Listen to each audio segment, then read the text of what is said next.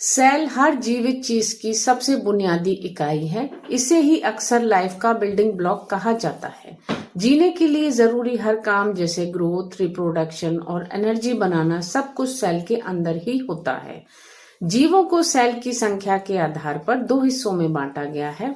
पहला है unicellular organism, यानी ऐसे जीव जो बस एक ही सेल से बने होते हैं और वही सेल से सारा काम करते हैं। जैसे अमीबा, ये अकेला सेल से ही चलता है, खाता है और रिप्रोड्यूस होता है।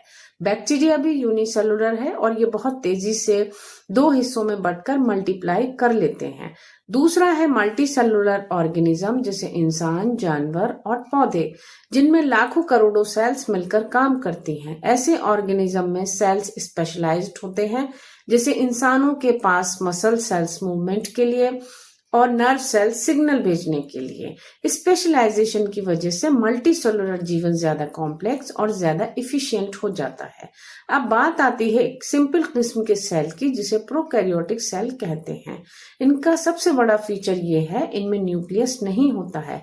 इनका सर्कुलर डीएनए सेल के साइटोप्लाज्म में फ्रीली तैरता रहता है। इसका सबसे बड़ा कॉमन एग्जाम्पल है बैक्टीरिया।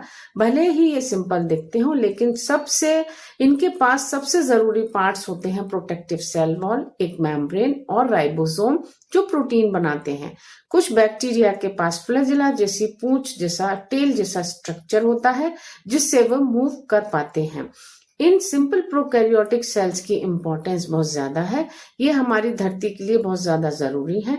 पॉजिटिव रोल में ये डिकम्पोजर की तरह काम करते हैं और इन्वायरमेंट में न्यूट्रिएंट रिसाइकिल करते हैं।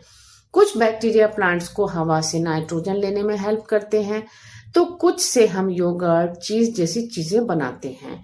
लेकिन नेगेटिव साइड भी है, जैसे कुछ बैक्टीरिया, फॉर एग्जाम्पल साल्मोनेला, बीमारियों को स्प्रेड कर सकते हैं।